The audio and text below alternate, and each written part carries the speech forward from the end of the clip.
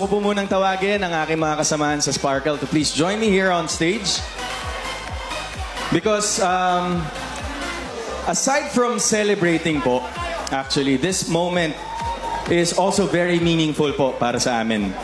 And of course, nandito na sila. Yan, there you go. And mga kapuso, meron lang po kaming konting favor po para sa inyong lahat. And bilang kaarawan naman po namin ngayon, hello guys. And we're celebrating the 30th year of Sparkle. Pwede siguro, baka pwede po kaming mag-request ng konting regalo mula sa inyo. Siyempre, ngayon we now live in an age where social media is very dominant. And lahat po tayo ngayon nasa social media.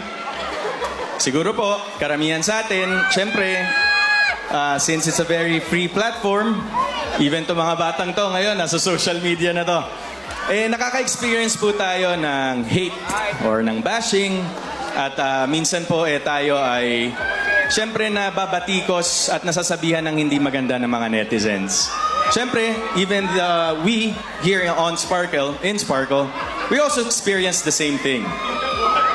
And maski ano man ho ang sabihin natin, minsan kahit papano for some reason, one way or another, we are being affected by those hateful comments and negative comments. And syempre, naapektuhan tayo, nalulungkot tayo, nagagalit, nasasaktan.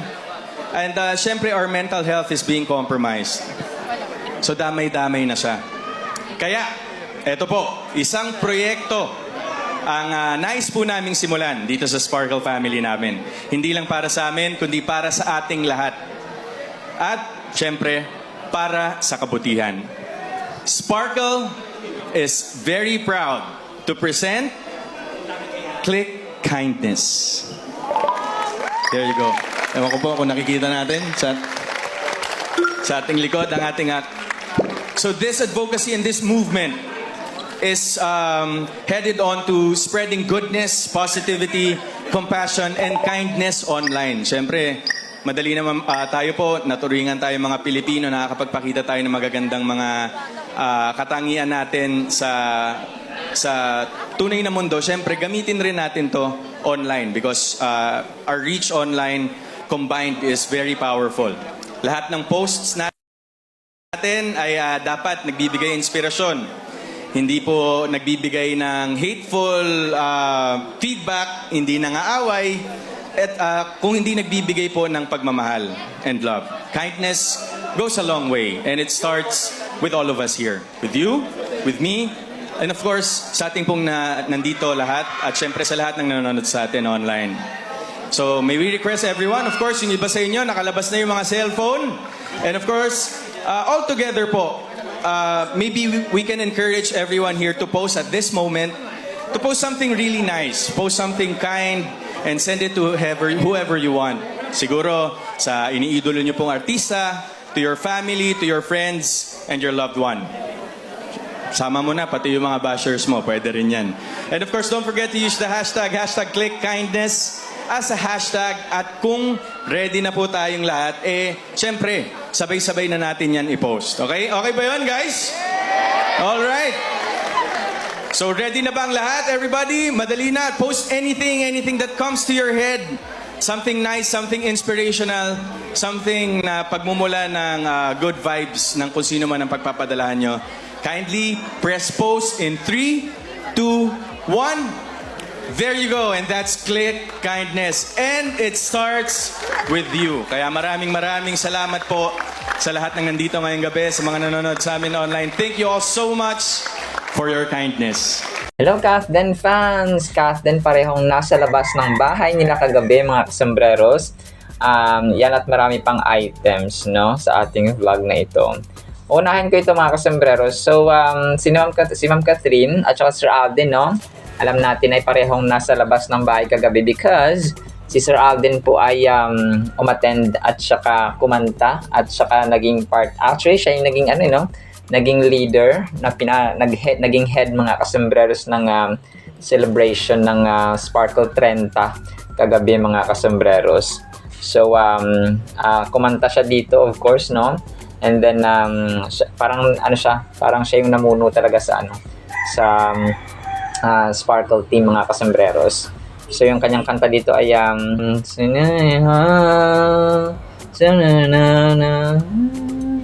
so, pasensya na po kayo mga kasembreros, medyo mataas ng kanyang kinanta ha.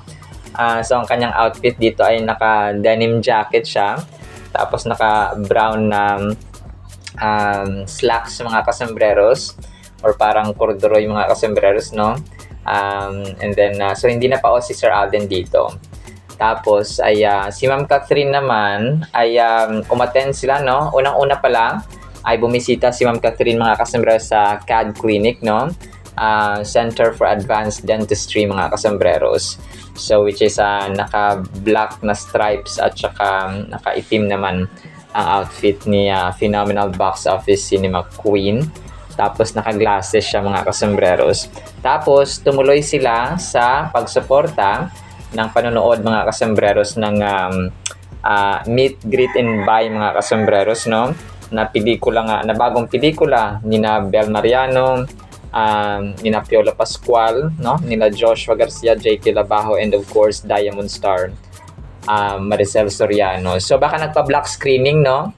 Si Ma'am Catherine mga kasembreros as tulong na rin sa pelikula na according dito ay may 33 million na sa 3 consecutive days mga kasembreros. So parang naka 10 million yata yung kanilang unang araw mga kasembreros, if I'm not mistaken. So yun, so 33 days ngayon. So congrats, no, sa Meet, Greet and Buy na pelikula ni Piolo Pascual. So ang ganda na actually ng kwentong to, no, about family mga kasembreros. So of course, no, Miss Diamond Star Maricel Soriano ang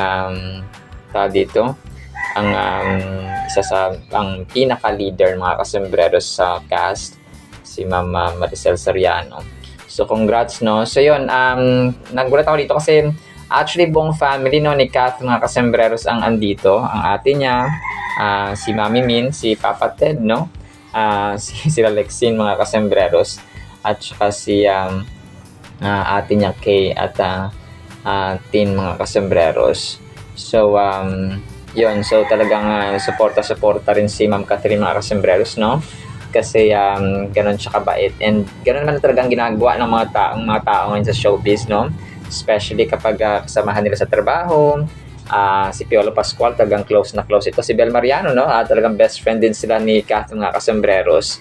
So sina JK, pero yun, best friend talaga ito si Piolo Pascual, parang yun ang anak to si Kath mga kasembreros, so sobrang close nila. So may mga times nga na pag kinikiss ni Piolo si Catherine ay ini-issuehan pa dati ng mga tao mga kasembreros, no, especially doon sa FAMAS. So pero walang mali siya naman kasi magkasosyo nga sila sa negosyo sa Palawan mga kasembreros, sa El Nido, no, yung kanyang La Isla Amara. So yun po. And then of course si Sir Alden, meron din siyang mensahe, no. Pinangunahan niya yung kagabi, yung click kindness, yung nag-message siya, no, about kindness. Huwag tayong kahit yung mga bashers natin, no, ay so parang maging kind tayo sa kanila. And then yung pinaka-last na pinagawa niya dito ay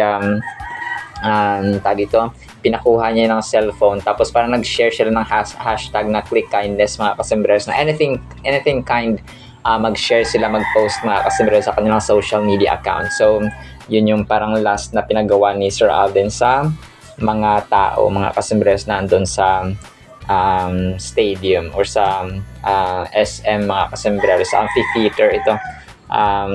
Ginanap kagabi mga kasembreros sa MOA Arena. So yun po, nung daming tao, and of course, no, may mga bata rin ng mga Jamie Sparkle artists mga kasembreros. So yun po, grabe, no, ang ganda ng campaign nila na to kasi about kindness ba, compassion, no, love, and so on mga kasembreros. So kasi at the end of the day, no, mamamatay lang din naman tao. Parang ang likli ng buhay para maging bitter at saka maging masama ka sa kapwa-tao. Kasi kung gusto mong gawan ka na mabuti, gumawa ka na mabuti. So ganun mga kasembreros. As simple as that, no. Yun. So next item natin Si Ma'am Catherine, no, para sa kanyang, hindi, sige. Para sa kanyang, ito mga kasambreros, no, Betadine na feminine wash mga kasambreros, ay nag-share ang kanyang Catherine admin or isa sa mga admins mga kasambreros na kung saan ayan naka-violet si Phenomenal Box Office Cinema Queen kasi ang Betadine ay ito yung kanyang color theme, no, while you're making it happen. So naka-violet, we're keeping up. So Betadine F feminine care mga kasambreros. So sobrang ganda at Latina ni Phenomenal Box Office Cinema Queen dito mga kasambreros, no. So, ayun. Next item natin mga kasambreros. So, ito no, ginawa ng front faces sina sina Sir Coco Martin, Vice Gandata, Kat mga kasambreros, no? Yung kanilang theme sa dito sa Pasko or sa kanang station ID mga kasambreros ay Love, Joy, Hope mga kasambreros. So, ano, parang dito, nag-iiba na, no? Kasi dati talagang yung pinaka-sikat na kanta nila ng Christmas Station ID ay yung Kung Kailan Pinakamadilim. Parang ganyan, medyo mas upbeat, no? Medyo fast yung song na ito mga kasambreros.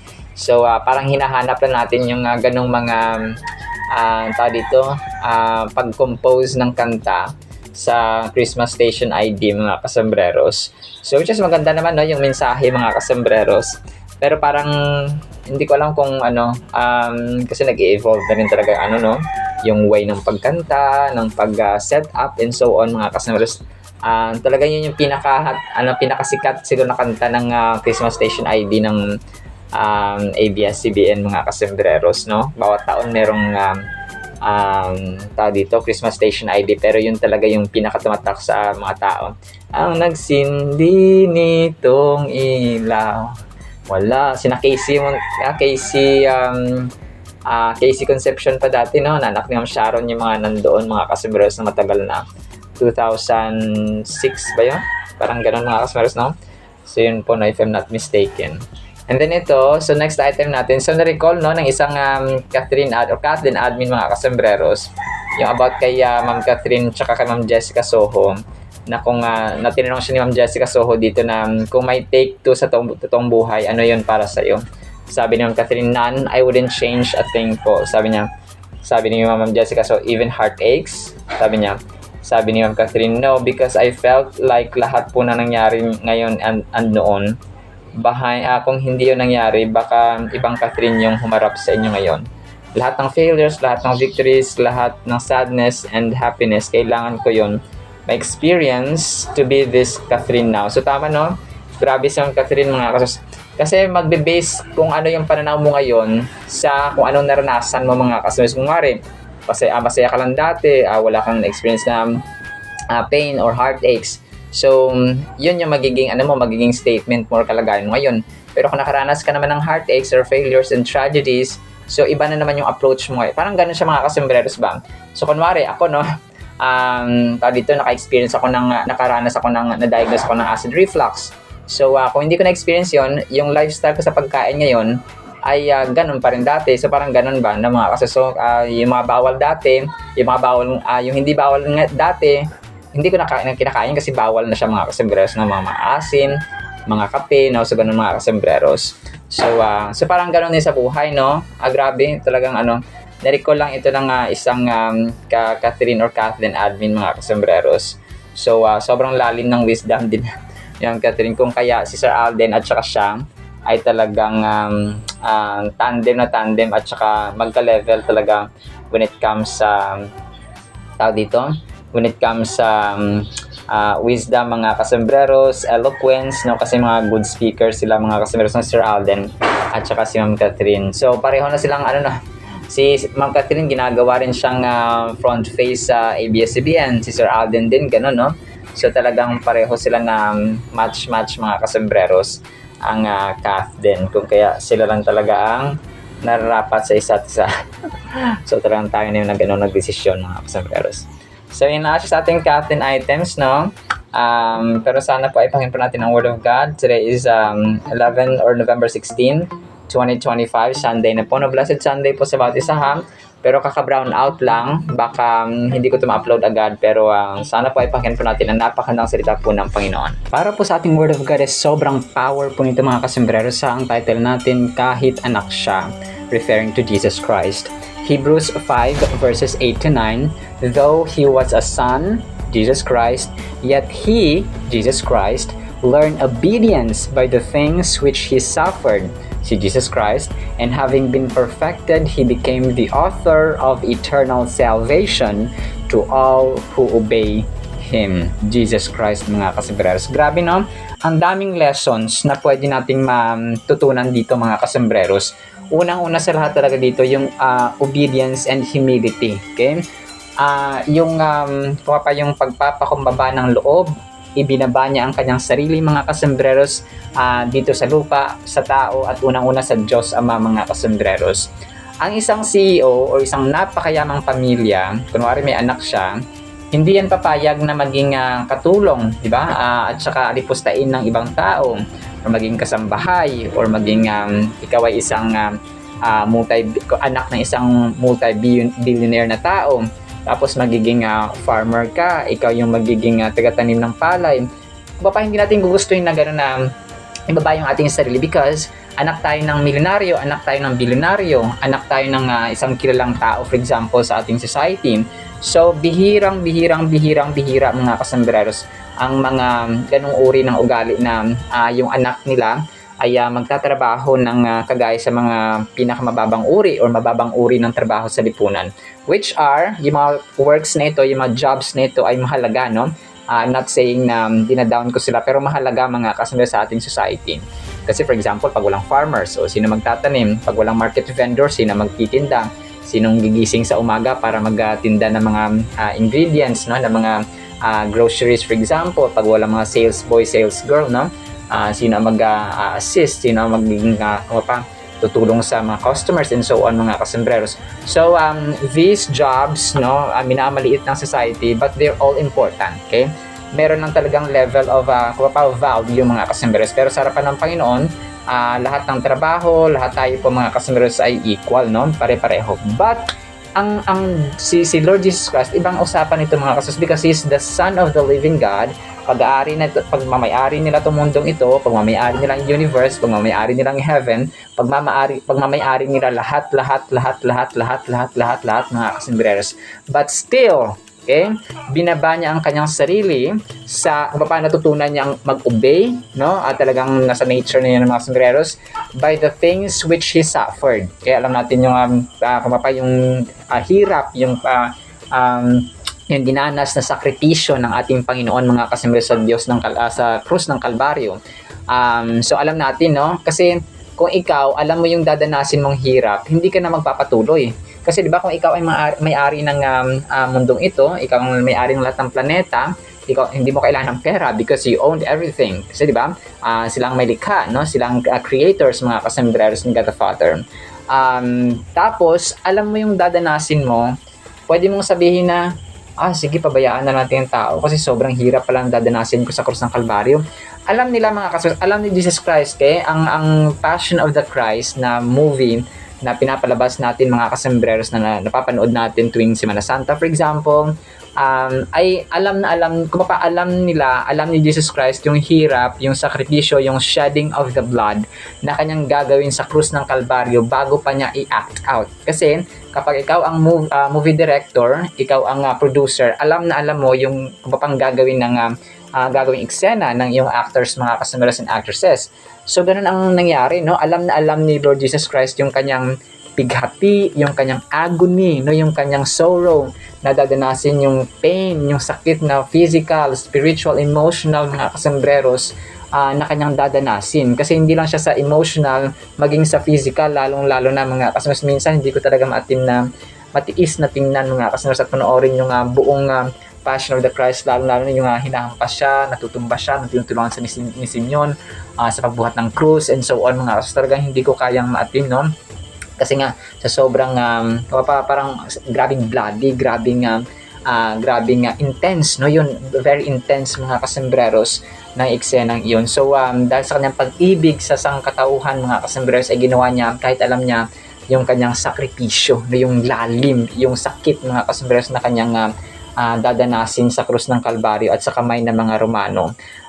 So yun, no? Kung pa hinand over ni God the Father si Jesus Christ sa kanyang mga kaaway, no, kay Satan mga kasembreros. So kung pa pinahintulutan niya, pinayagan niya mga kasembreros, he permitted that Jesus Christ would be under the power of his enemy mga kasembreros. Pero hindi yun para matalo at saka gawing talunan ang kanyang anak, kundi gawing victorious at mas lalo pang itinaas mga kasembreros sa sukdulang trono, no, sa banal na trono mga kasembreros. So grabe, no, dito pa lang introduction pa lang tayo. This verse speaks to the profound truth that even Jesus, the Son of the living God, learned obedience through suffering. Isa sa pinakamasakit ito at pinakamabigat mga kasembreros, you have to obey what is the worst, no, yung sakit, yung suffering, yung sorrow, yung pighati. Pwede kang sumunod kung kaya mong gawin ng isang bagay. Let's say, utusan kang bumili sa tindahan, or ikaw ay magluluto, or ikaw ay magwawalis, maglinis, maglalaba. Pwede yun, no? Obedience, no? That's also obedience. And marami pang forms of obedience. Sa opisina, for example, utusan ka ng boss mo. So, obedience, no?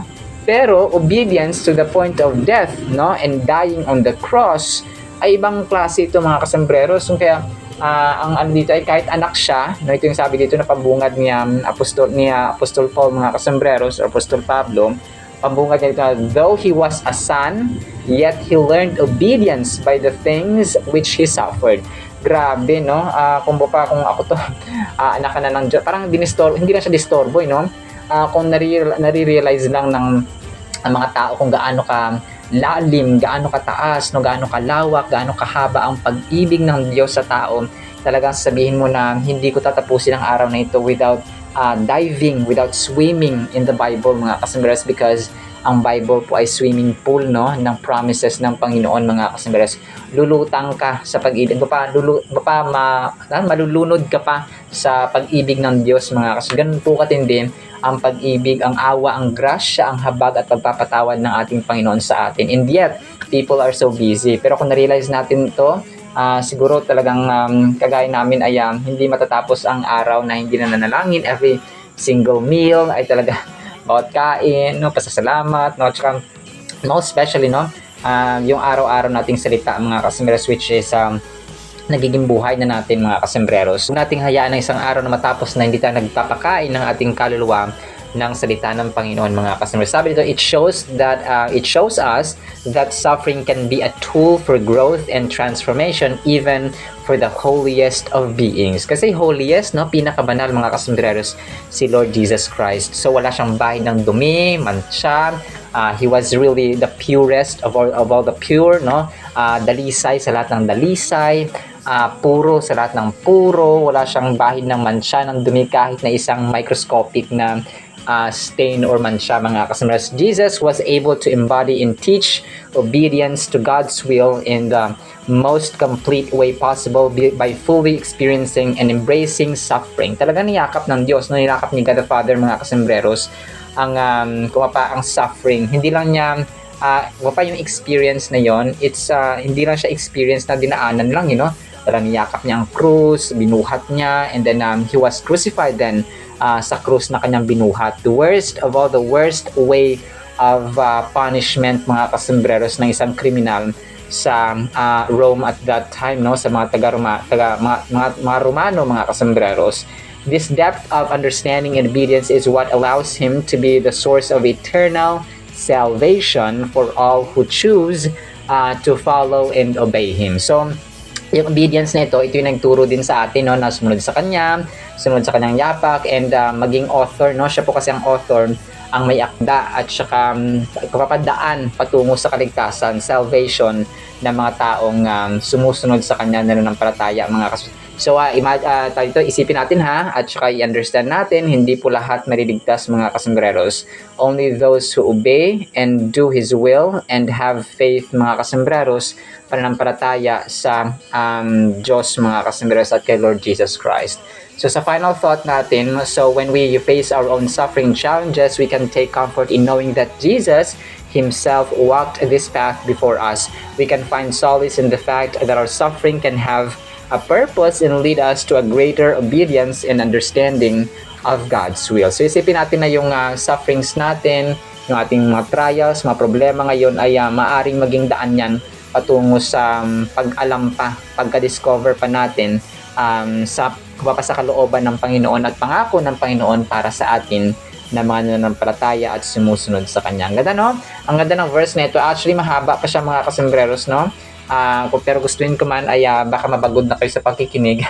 So, in the meantime, ay hanggang dito lamang, no? Nawa po ipagpalain po tayo ng pag-ibig, pananampalataya, pag-asa, no? Obedience, sa pamagitan ng ating Panginoong Diyos na makapangyarihan sa lahat. In Jesus' mighty name we pray. Amen and amen. See you sa next segment mga kasembreros. Paalam po. I love you.